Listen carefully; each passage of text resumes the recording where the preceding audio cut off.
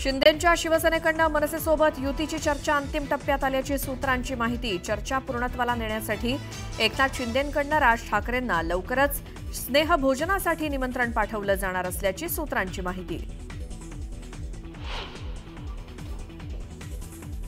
शिवसेनेचा आज 59वा वर्धापन दिन। षण्मुखानंद सभागृहात उद्धव ठाकरेंची तोफ धडाडणार, तर वरळीतल्या NSCI डोममध्ये एकनाथ शिंदे कार्यकर्त्यांना करणार संबोधित।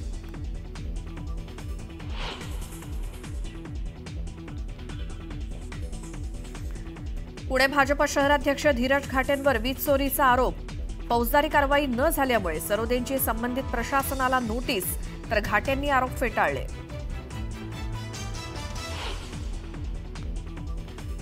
खडकवासला धरण साखळीत जोरदार पाऊस। नदीपात्रातून पाण्याचा विसर्ग सुरू। नदीकाठच्या लोकांना सतर्कतेचा इशारा।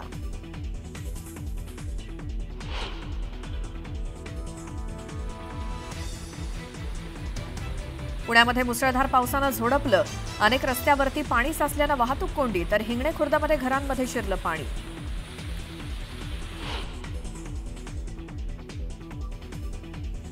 रत्नागिरीमध्ये मुसळधार पाऊस। जगबुडी नदीच्या पाठोपाठ नारिंगी नदीनं ओलांडली धोक्याची पातळी।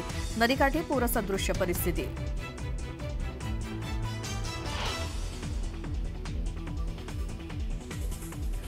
नाशिक शहरासह त्र्यंबकेश्वरमध्ये मुसळधार पाऊस। शहरातील रस्त्यांना नद्यांचं स्वरूप।